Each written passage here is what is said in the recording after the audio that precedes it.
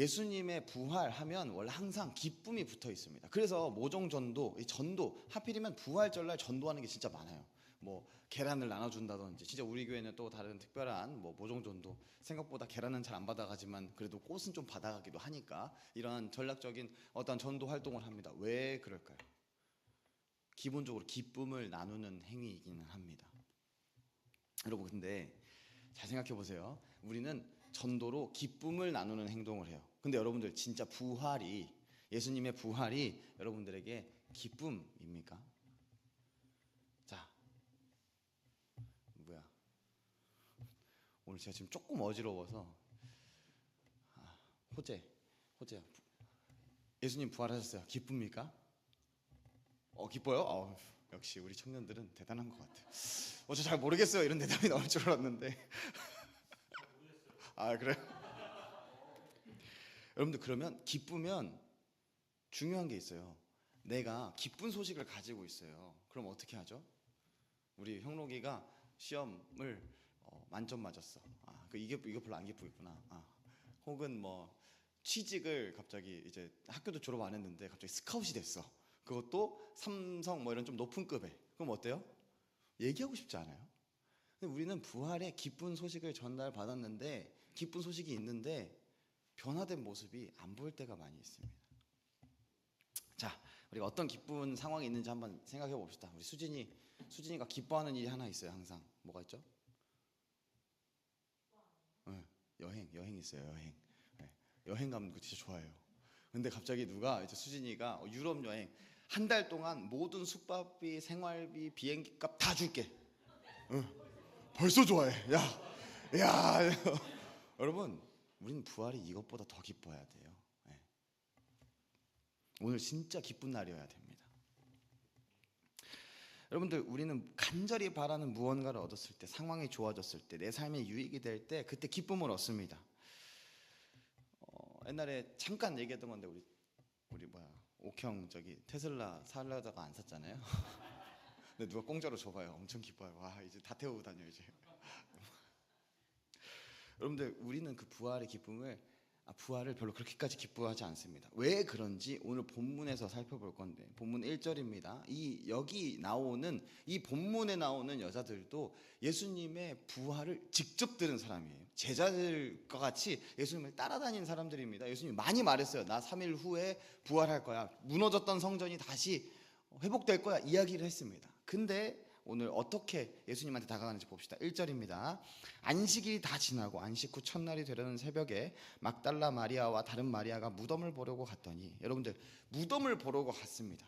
근데 이게 다른 그 병행 구절이 있는, 이제 마태, 마가, 누가 복음은 서로 비슷한 구절이 많아요. 한 복음서 원문에서 좀 이렇게 가짜 이렇게 뽑아왔기 때문에, 이렇게 좀 적었기 때문에 조금 비슷한 부분이 많습니다. 그래서 마가복음 16장 1절 2절 한번 보겠습니다. 마가복음 16장 1절 2절.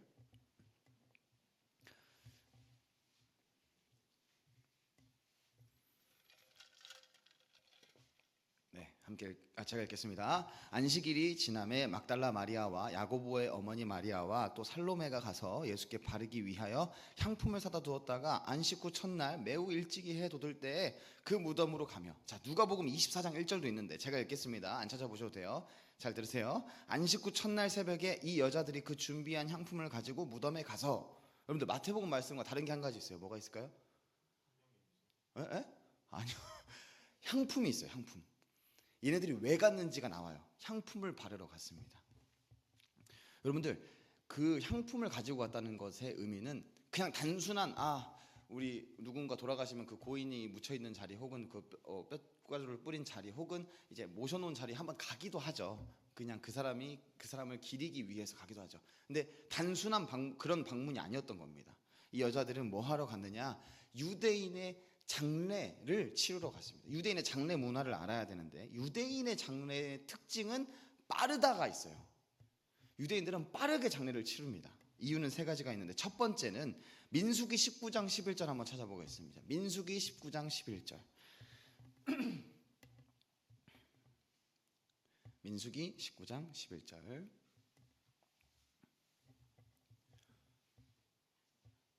자, 읽겠습니다. 사람의 시체를 만진 자는 이레 동안 부정하리니. 이레는 7일입니다. 죽음은 단순한 자연 현상이 아니라 죄의 결과로 이해가 됐습니다. 부정스러운 거예요. 그렇기 때문에 시신 자체가 그 공동체의 종교적인 부정 상태를 확산시키는 요소로 여겨졌습니다. 그래서 오래 두지 않아요. 당일날 빨리 장례를 치르고 무덤에 묻히기까지 합니다. 자, 그리고 또 한 가지가 있는데 신명기 21장 22절 23절 한번 보겠습니다. 예수님의 죽음은 좀 더 특별해요. 신명기 21장 22절 23절 좀 안 좋은 방향으로 특별합니다. 자, 이건 함께 읽겠습니다. 신명기 21장 22절 23절. 자, 읽겠습니다. 사람이 만일 죽은 죄를 범함으로 내가 그를 죽여 나무 위에 달거든 그 시체를 나무 위에 밤새도록 두지 말고 그날에 장사하여 내 하나님 여호와께서 내게 기업으로 주시는 땅을 더럽히지 말라. 나무에 달린 자는 하나님께 저주를 받았음이니라. 아멘. 나무에 달린 자 누가 생각납니까? 예수님이 생각나죠. 이 신명기의 말씀은 예수님이 오시기도 한참 전의 일입니다. 근데 특별하게 나무에 달린 자라고 이야기를 해요. 예수님이 나무에 달렸기 때문에, 십자가에 달렸기 때문에 저주받은 모습인 거예요. 빨리 묻어야 됐습니다. 빨리 장례를 치러야 됐습니다. 이 단순한 위생 문제가 아니라 하나님의 땅을 더럽히지 않기 위한 명령입니다. 그리고 마지막 하나가 더 있는데 여러분들, 안식일 때문입니다. 안식일. 예수님의 경우 특별히 더 급박했는데 안식일이 시작되면 여러분들, 유대인들은 아무 노동도 할 수 없습니다. 노동하면 안 돼요. 그래서 장례 행위도 제한이 됩니다. 유대인에게 하루는 언제부터 시작일까요? 우리는 언제부터 하루가 시작이에요? 공공시, 자정입니다. 자정. 유대인들에게는 언제가 시작일까요? 새벽 언제쯤? 해 뜨는 순간부터 시작입니다. 그리고 해 지는 순간이 그 하루의 끝이에요. 예수님이 십자가에 달릴 때 금요일이었습니다. 자, 마태복음 27장 46절입니다. 예수님은 금요일 오후 3시경에 돌아가셨다라고 우리가 보통 알고 있는데, 복음서는 이를 제9시라고 표현을 하는데, 마태복음 27장 46절 제가 읽겠습니다. 제9시쯤에 예수께서 크게 소리질러 이르시되 엘리 엘리 라마 사박다니 하시니 이는 곧 나의 하나님 어찌하여 나를 버리셨나이까 하는 뜻이라 하시고 금세 돌아가십니다. 여러분들, 해가 지면 안식일의 시작이에요. 근데 신명기 말씀에 뭐라고 해요? 나무에 달린다는 저주받았기 때문에 그날 빨리 묻으라 라고 했어요. 예수님의 장례는 제대로 된 장례 절차를 치를 수 없을 정도로 빠르게 진행이 된 겁니다. 더군다나 이 안식일은 큰 안식일이라고 해요. 이제 무슨 절기가 섞여 있는지 정확하게는 모르지만 우리가 보통 유월절과 겹친 중요한 안식일이었습니다. 이스라엘 민족에게 엄청 중요한 절기예요. 유월절은 그 유월절과 겹친 안식일이었어요. 어디 나오냐? 요한복음 19장 31절 제가 읽을게요. 들으시면 됩니다. 이날은 준비일이라 유대인들은 그 안식일이 큰 날이므로 그 안식일에 시체들을 십자가에 두지 아니하려 하여 빌라도에게 그들의 다리를 꺾어 시체를 치워달라 하니, 이 유대인들도, 예수님을 사랑하지 않는 유대인들도 이 안식일에, 이렇게 거룩한 날에 십자가에 달린 자가 저렇게 있는다, 나무에 달린 저렇게 있는다, 안 돼, 저 빨리 치워달라 이야기를 합니다. 그래서 어떻게 됩니까? 예수님의 장례는 급박하게 누구보다 빠르게 진행이 됩니다. 그래서 불완전하게 끝났습니다. 여러분들, 유대인의 장례는 일단 시신을 깨끗하게 씻고요, 눈과 입을 닦고 몸을 정돈합니다. 그 다음에 향유나 향품을 사용해서 닦습니다. 근데 이게 방부 처리가 아니에요. 이집트처럼 방부 처리하는 게 아닙니다. 그냥 그 존재를 사랑하기 때문에 마지막 가는 길에 꾸며준다라는 개념이에요. 존경의 표현적 행위입니다. 그리고 마지막에 몸을 세마포로 감쌉니다. 그러나 예수님의 장례는 이러한 절차가 제대로 진행되지 못했습니다. 그래서 여인들이 뭘 갖고 와요? 향품을 가지고 온 거예요. 그 장례 절차를 다시 하려고. 이들이 언제 그쪽으로 갑니까? 오늘 말씀 한번 찾아보세요. 28장 1절. 언제 가요? 안식일 끝나자마자 갑니다. 이제 딱 거기 도착하면 해가 뜰 그 상황에, 이제 일해도 되는 그 상황 시작하자마자 바로 하려고 장례를 마무리하려고요. 근데 여러분들, 여기서 중요한 걸 봐야 돼요. 이들에게 예수님은 어떤 존재입니까? 지금 죽은 존재예요. 예수님 분명히 3일 후에 살아나신다고 했어요. 그럼 예수님은 죽은 존재입니까? 아니요, 살아나실 존재예요. 이들이 원래 예수님을 보러 갔을 때 이 3일 후에 어떻게 갔어야 됐느냐? 기쁨으로 갔어야죠. 예수님 부활하시겠다. 예수님 돌아오시겠다. 예수님 우리와 함께 하시겠다. 이게 단순히 예수님을 사랑해서가 아니라 예수님이 부활하신 게 무엇인지, 어떠한 유익이 있는지 알았으면 이들은 부활을 기다렸을 거고 부활을 기뻐했을 겁니다. 그러나 이들은 그 부활의 유익이 자신들의 삶에 와닿지 않았던 거예요. 그래서 그냥 죽은 예수님을 찾으러 간 겁니다. 장례를 잘 마무리해 주려고. 여러분들, 예수님의 제자로서 따라다니며 그토록 사랑하는 그 여인들조차도 그 예수님의 부활하신다는 말씀을 사실로 받아들이지 않았고 기쁨으로 받아들이지 않았습니다. 예수님에게 향해 가는, 이 부활절로 향해 가는 그 길이 슬픔의 길이었어요. 여러분, 우리의 모습도 똑같지 않습니까? 여러분들, 예수님 부활하십니다. 부활하셨습니다. 기뻐요, 주여가? 기뻐요. 기쁜데 사실 기쁘면 어떻게 해야 돼요? 아까 얘기했죠. 기쁘면 자랑하게 돼요. 기쁘면 우리 모습이 바뀝니다. 그리고 기쁘다는 건 그 사실을 믿는다는 소리예요. 예수님이 부활하셨다. 그럼 부활로 인해 우리가 어떤 존재가 되는지 이제 그 유익을 한번 살펴보겠습니다. 여러분들, 예수님을 믿으면 왜 부활을 믿으면 왜 기쁨이 되는지, 이 부활은 단순히 한 사건이 아니라 부활로 인해 우리에게 주어진 분명한 유익이 있기 때문이에요. 예수님은 그냥 아무 의미 없이 부활하신 게 아니에요. 죽었다가 다시 굳이 살아나셨어요. 왜요? 우리를 위해서, 우리에게 유익을 주기 위해서. 자, 죽음을 이기게 하는 부활입니다. 로마서 6장 23절 한번 보겠습니다. 로마서 6장 23절.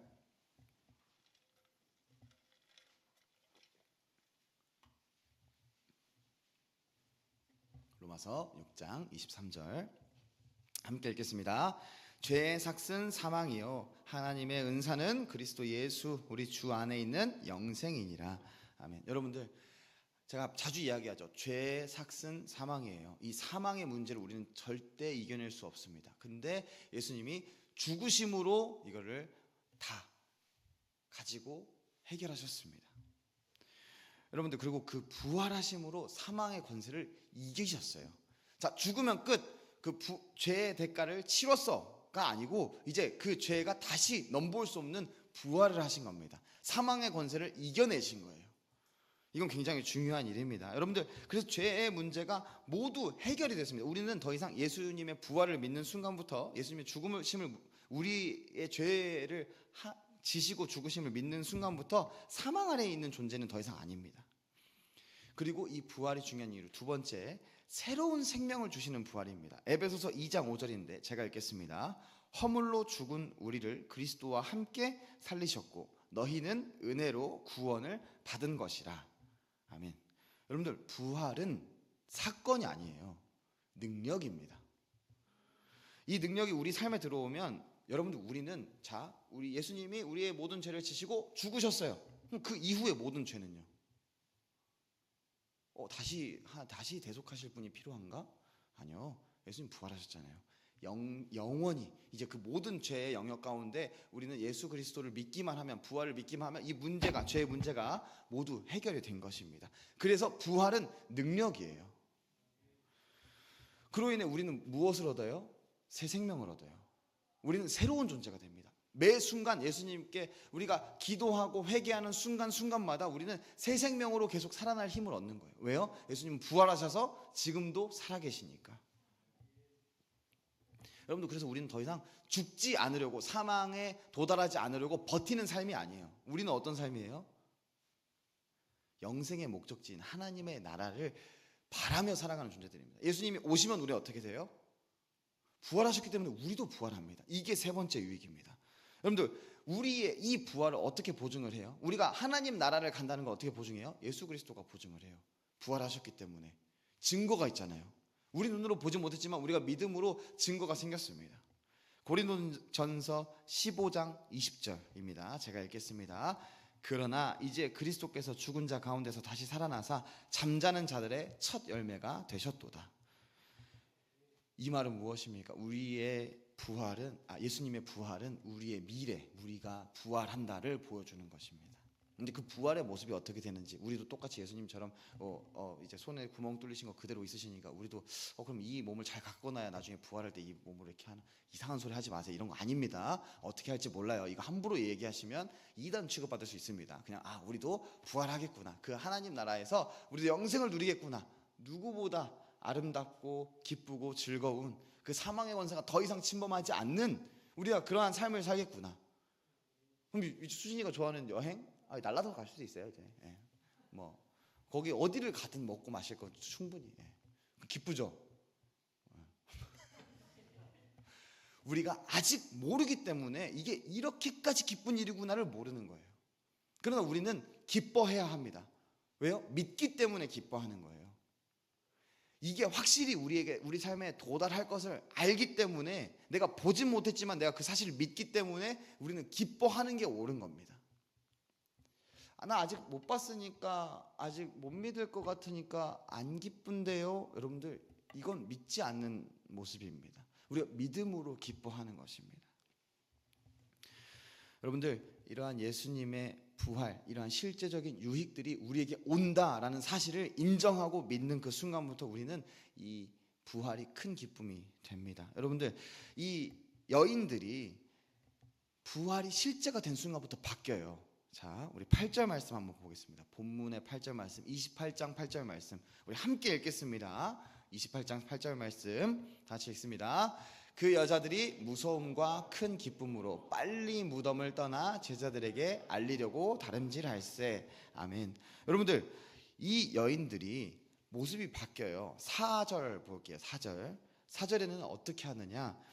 지키던 자들이 그를 무서워하여 떨며 죽은 사람과 같이 되었거늘 이 이후에 천사가 여자들에게 말해 너희는 무서워하지 말라. 십자가에 못 박히신 예수를 너희가 찾는 줄을 내가 아노라. 그가 여기 계시지 않고 그가 말씀하셨던 대로 살아났느니라. 와서 그가 누우셨던 것을 보라.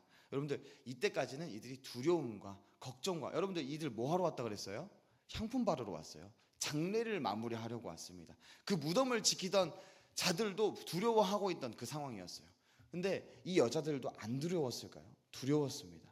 그러나 함께 큰 기쁨이 있는 겁니다. 왜 두렵냐? 아직 상황이 변한 건 아니에요. 믿지는 못했습니다. 그러나 이 천사가 내려와서 말을 했기 때문에 예수님이 정말로 부활하셨구나. 이곳에 없구나. 그 순간 이 부활이 사실이 되는 그 순간부터 이들의 마음 가운데 큰 기쁨이 있는 겁니다. 그래서 천사가 뭐라고 얘기해요? 제자들에게 가서 전하라 이야기합니다. 여러분들 우리가 모종전도 사실 여러분들 지금 나가지고 모종전도 이제 나눠줘요. 그럼 다음 주에 우리 이게 2배가 된다. 안 그렇습니다. 올 수 있는 사람 많으면 저도 너무 좋을 것 같아요. 왜냐? 우리가 정말 예수 전하는 모습이 우리의 삶에 어떤 하나님 나라를 확장시키는데 중요한 모습이니까. 그리고 우리가 인원이 많아지면 많아질수록 여러 가지 싸움이 붙여지면서 여러분들이 이제 성장 이 발돋움이 될 거니까 좀 좋습니다. 근데 여러분 중요한 건 우리가 기뻐하는 모습으로 행하는 겁니다. 하나님 나 예수님의 부활을 믿습니다. 기뻐합니다 라는 모습으로 우리가 그 전도를 실행하는 것입니다. 사랑하는 여러분, 우리가 부활이 여러분들의 삶에 믿음으로 다가온다면, 기쁨으로 다가온다면 여러분들 반드시 우리는 모습이 변해야 합니다. 전하는 자의 삶을 살아야 합니다. 정말 이 순간뿐이 아니라 우리가 삶을 살아가는 모든 순간들 가운데 예수 그리스도께서 이 땅에 오셔서 우리를 위해 십자가에 달리시고 돌아가시고 그리고 영원토록 우리를 지키시기 위해 또 부활하심을 믿는 그 순간부터 우리는 기쁜 모습으로 살아가야 합니다. 예수님을 전하는, 그리고 나의 정체성은 바뀌었구나 하는 그 삶으로 살아가야 할 것입니다. 여러분들 부활을 믿는 사람은 어떤 상황이 오더라도 두려워하지 않을 수 있습니다. 세상의 기준으로 묶이지 않습니다. 손해를 두려워하지 않습니다. 왜 그러냐? 부활의 유익을 아는 자들이기 때문입니다. 여러분들 오늘 이제 이후에 여러분들 셀 모임으로 가서 이 부활하심의 기쁨, 자 우리가 어떻게 전해볼까 하는 이야기를 좀 해볼 거예요. 여러분들끼리. 왜냐면 이제 또 작년에 저도 한번 했는데 이게 그냥 가서 하다 보니 이게 사실 여러 의미도 잘 모를 때가 있고 하니까 여러분들이 각자 셀 모임을 진행하고 우리가 모종전도를 나갈 겁니다. 그렇기 때문에 여러분들 그 셀 모임 함께 잘 참여해 주시고, 우리가 정말로 이제 부활을 아는 사람으로 살 것인가, 부활을 누리는 사람으로 살 것인가. 여러분, 부활을 아는 사람은 어때요? 두렵기만 해요. 그러나 부활을 누리는 사람은 어때요? 두렵지만 기뻐합니다. 여러분들 그 기뻐함을 시도하는 여러분들이 되시기를 소망합니다.